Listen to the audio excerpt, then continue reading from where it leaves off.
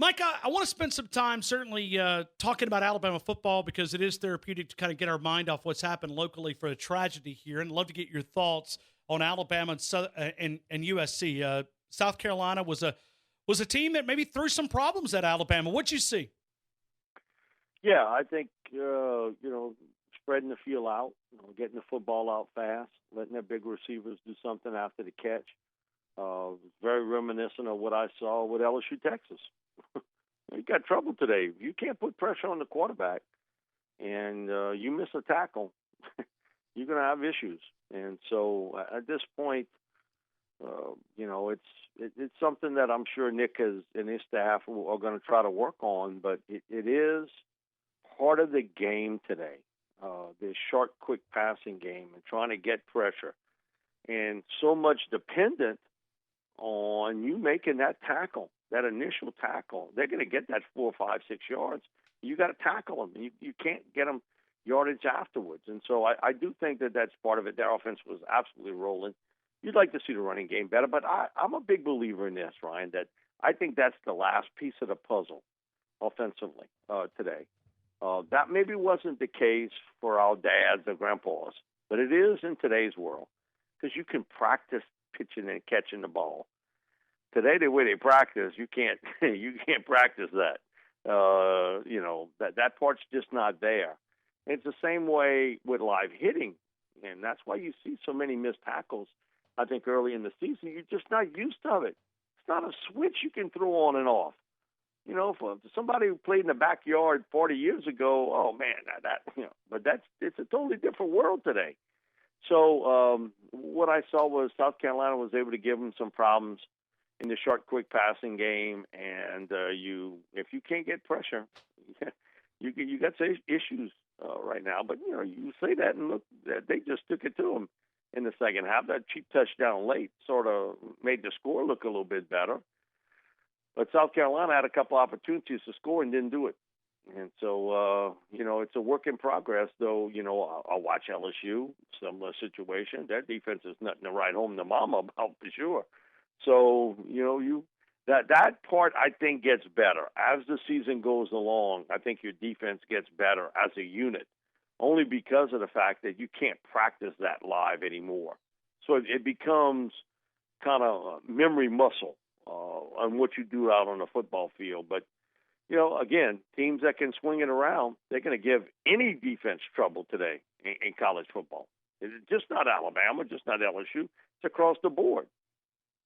Mike, you've been involved with that Manning Passing Academy for many, many years. I'm just curious what you're seeing coming out of high school, because we see a lot more now, true freshmen, early quarterbacks, where you would take and you would bring a guy and he'd be a development guy for 2 years. Why are these guys making this instant impact? We're seeing true freshmen, early players at the collegiate level make quicker impacts. What is this a contribution back to? Well, part of it is what they do in high school, they're doing in college today. Spreading the field out, short, quick passing game, using that short pass like an extended handoff. And so that's what you see in high school football today. It's a lot of it. It wasn't, say, there 20 years ago. Peyton Manning told me that story and why they started the Manning Passing Academy. It wasn't Archie's idea. It was Peyton. Peyton was a senior at Newman, and he was looking at paper, and some teams getting beat 62-6, and they threw the football 5 times. And, Peyton's deal is, we got to have something to help the passing game. And so it was his idea. It was his push to make this work, to try to get high schools. And he thought it would just be a local deal, just Louisiana, Mississippi, maybe some Texas schools in. Of trying to develop the passing game, the pitch and catch part of the game. Now it's become much, much bigger than that, but you see it now, the evolution of the spread offense, of the 3-4 wide receivers, of you having a matchup, and the quick reads that a quarterback does now in high school. He's doing it in college. Here's the crazy part. The NFL's doing it too. The NFL's taking college concepts and putting it in the pros. It's making it easier for the rookie quarterbacks to adjust. At one time, you had an adjustment period. Today, they coming in and playing right away. So you can see the connected dots here, that it starts at the high school level. And what they're running today is different from, say, when I played or anybody in high school 10, 15 years ago played. It's just a different world of how it's done. But you can practice it, too, especially in the South and out West. You can practice this, 10 months out the year? And now they have these 7-on-7.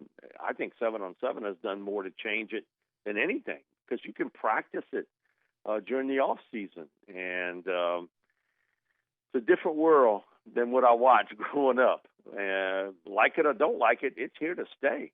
And it's getting high school quarterbacks ready to play at the collegiate level, just like it's getting collegiate quarterbacks ready to play at the professional level. It's all the connected dots today, and that's why you see younger players. You watch the kid at Boise State and see just how well he sort of just, I got it. Hey, I got it. And it's amazing to watch. All these young quarterbacks hit it, but a lot of it has to do with what they were doing in high school, now they're doing in college, scheme-wise, concept-wise. We're talking to Mike Detillier, WWL 870 out of New Orleans. Mike Detillier is an NFL and college football analyst. We're certainly going to get his thoughts on Drew Brees coming up a little bit later. We'll ask him about the Saints, because we have a lot of interest here locally, and it's a lot of people that live in this area that pull for the New Orleans Saints. We'll get the update there. Let's go back to Alabama just for a couple of minutes. When you look at this team, I said it yesterday, and people kind of got mad at me. They're going to have to improve. If they're going to win a national title, you've got LSU that's coming out of Baton Rouge. You got a road trip at Texas A&M. You got Auburn, got a pretty good defense. You've got Georgia that looks, like they found their kind of way, and they'll probably be sitting there in a line of waiting them for whoever comes out of the SEC West. But Alabama's got some mistakes that really I have not seen with an Alabama-type team. I mean, little bitty things that kind of cue you in on things that may be bigger problems. I know this team won by a big margin against South Carolina, but if they're going to win a national title down in your home city there in New Orleans coming up in January, they've got to fix some major issues before they get to a championship-caliber football team. Yeah, I was talking to a former college head coach this morning. One of the things he tells me, what you see in September, guess what? You're looking at a totally different team in November. A team either grows up or they don't. And that's the thing about the mental mistakes, knowing your assignments. The coaching has a big part of that, where you've got to get these young men ready. He said nobody wants to hear about your injuries. Everybody got them. Nobody wants to hear about, this guy's not playing up to his potential. That, like he said, hey, it happens all over. He said you got to rely on your coaching staff to get them mentally ready week in, week out, and get them better week in, week out. And, he stressed that. He said, I think today the one drop-off I've seen is for a lot of young coaches, great recruiters, not great on the field, not great teachers. He said, you can talk about the old men all you want. Most of those guys were really good teachers. Like he said, they maybe weren't the greatest recruiters. They were good, but they weren't great. But he said, I see today, and, and he coached for a long time in college football, and he was like, I think what you see today is maybe not the best schooling of the football players today, and getting them to understand concept and what you want to do and what you expect out of them. He said, listen, today the kid coming out of high school is different, but you know what? His dream is to be a big-time college player, and then one day maybe play in the pros. He wants to learn, but he said it's up to the coaches and staff and the individual coaches at those positions to make sure that player understands his assignment. Now, once you get it to him, then he's got to go out there and make it happen on the field. And what you see today in college football, I think, is a disconnect with a lot of young coaches who are great recruiters. They know how to do that. I'm not saying they're great, on that practice field. And it's all about developing talent. It's all about that. It's so funny that, in all those years when Nick was here at LSU, that was something constantly Ryan brought up, and I said it on this show. He talked about the keys to success in college football was recruiting and then developing.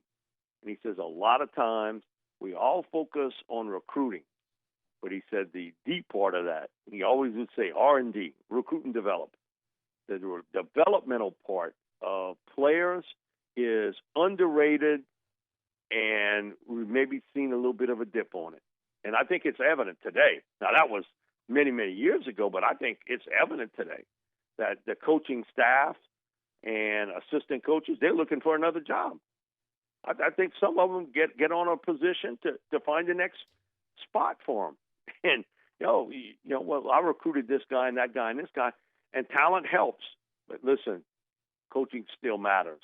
And so that's where you got to clean up.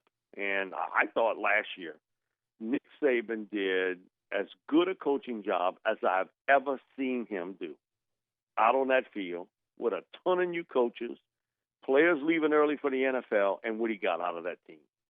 It's underappreciated, but you can't coach every position.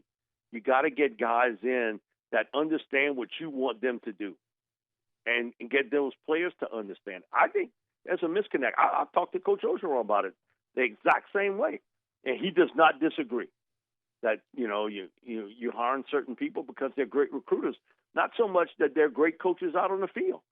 So you know what? Your play isn't as good on the field. Play isn't as good.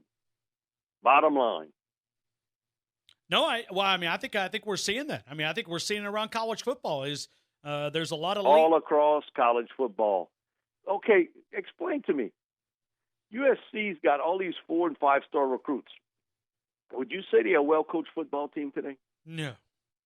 You look at Notre Dame.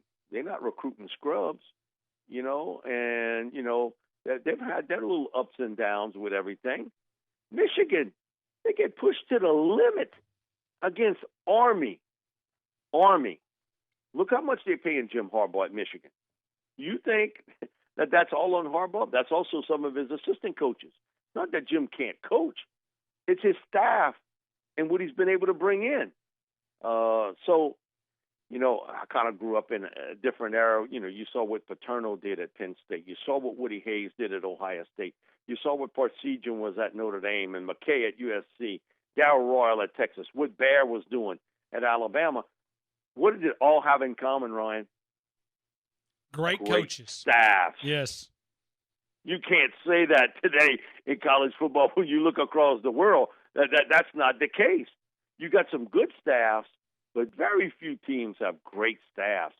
And that combination of being able to go out and recruit and also coach it on the field, it's just a few and far between guys. And a lot of these young men, you're hiring, and you know what's in the back of their mind. They think they know everything. You got 35-year-old coaches that'll tell you, I've never seen that before in my life. The thing is, you've only lived 35 years. Guys in their 60s and 70s coaching. They've seen a lot in their life. Now, they tell me that. That's one thing. A 30-something-year-old coach, come on. How much could he have really seen in his lifetime? You can't teach him anything. They talk about how young men coming out of high school have changed. You know what really changed? 20s and 30s and early 40-year-olds.